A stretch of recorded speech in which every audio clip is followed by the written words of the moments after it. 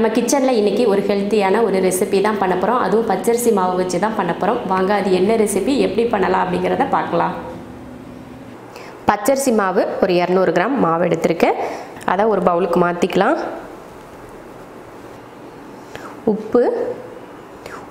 உப்பு போட்டு கலந்து விட்டுருங்க. கலந்து விட்டுட்டு கொஞ்சம் கொஞ்சமாக தண்ணி ஊற்றி பிசைஞ்சிக்கலாம். உருண்டை பிடிக்கிற அளவுக்கு பிசைஞ்சுக்கோங்க. இது வந்து கடையில் வாங்கின பச்சரிசி மாவு தான், வறுக்காத பச்சரிசி மாவு. நல்லா உருண்டையாக வர அளவுக்கு பிசைஞ்சிக்கலாம்.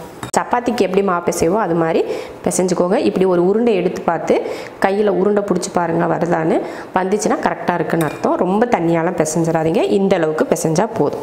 இப்போ இதை உருண்டை பிடிச்சிக்கலாம். இந்த மாதிரி சின்ன சின்னதாக எடுத்துக்கோங்க. எடுத்து உள்ளங்கை வச்சு உருண்டை பிடிச்சிக்கோங்க.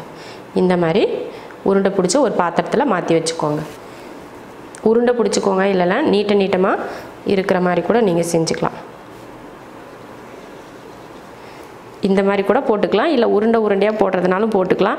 உங்கள் விருப்பம். இந்த ரெண்டில் உங்களுக்கு எப்படி போட விருப்பமோ அப்படி சேர்த்துக்கோங்க. நான் பிசைஞ்ச மாவை உருண்டை பிடிச்சி எடுத்து வச்சாச்சு. அடுத்து ஸ்டவ்வில் ஒரு பாத்திரம் வச்சு தண்ணி ஊற்றிக்கலாம். 2 செம்பளவுக்கு தண்ணி ஊற்றிக்கோங்க. 1 லிட்டர் தண்ணி. ஸ்டவ் ஆன் பண்ணியாச்சு. தண்ணி வந்து நல்லா கொதிக்கட்டும். மாவு பிசைகிறதுக்கு முன்னாடியே இந்த மாதிரி 3 ஸ்பூன் மாவை தனியாக எடுத்து வச்சிட்டேன். அதில் தண்ணி ஊற்றி கலந்துக்கலாம். கொஞ்சம் தண்ணி ஊற்றிக்கோங்க, கலந்துக்கோங்க. தண்ணி ஊற்றி கலந்தாச்சு. தண்ணி கொதிக்க ஆரம்பிச்சிருச்சு. இப்போ நம்ம கலந்து வச்ச மாவை இதில் சேர்த்துடலாம். சேர்த்துட்டு கிளறி விடுங்க. மாவு ஊற்றுனதுக்கு அதுக்கும் அந்த தண்ணி வந்து கெட்டி சேர்ந்து வரும். அப்புறமா நம்ம உருட்டி வச்ச உருண்டைகளை சேர்த்துக்கலாம். அடியில் நல்லா தேய்ச்சி கிண்டுங்க. அப்போ தான் அடியில் போய் அந்த மாவு தங்காது. கொஞ்சமாக இந்த மாதிரி லைட்டாக கெட்டி சேர ஆரம்பிச்சிருச்சு. இப்போ இதில் நம்ம அந்த உருண்டையெல்லாம் சேர்த்துக்கலாம். அடுப்பை சிம்மில் வச்சுக்கோங்க. பார்த்து பொறுமையாக போடுங்க. போட்டாச்சு. போட்டதுமே கலந்து விடாதீங்க, கொதிக்க ஆரம்பிக்கட்டும். இப்போ பாருங்க, கொதிக்க ஆரம்பிச்சிருச்சு. அந்த ஆரம்பிக்கிறப்பே பாருங்கள், அந்த மேலே வர ஆரம்பிச்சிருச்சு பாருங்கள். இதுதான்.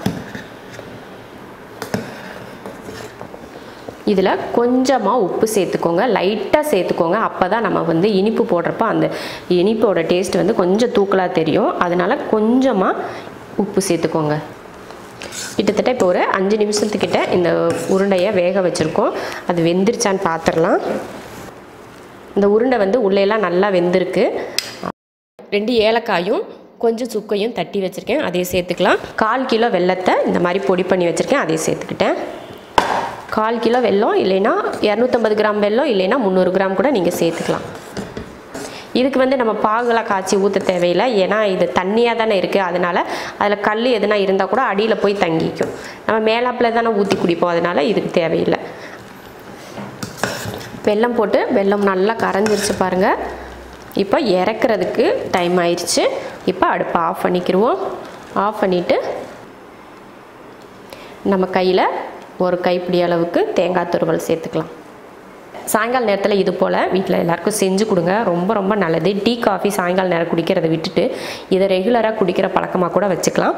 ரொம்ப நல்லது. இதில் ஒரு துளி கூட எண்ணெயோ நெய்யோ நம்ம சேர்க்கலாம். ரொம்ப ஹெல்த்தியான ஒரு ரெசிபி இது. நீங்களும் இது போல் செஞ்சு பார்த்துட்டு பிடிச்சிருந்தால் லைக் பண்ணிவிட்டு ஷேர் பண்ணிவிட்டு நம்ம ஷெரின்ஸ் கிச்சன் சேனலை சப்ஸ்கிரைப் பண்ணி பக்கத்தில் இருக்க பெல் பட்டனை ப்ரெஸ் பண்ணி வச்சுக்கோங்க.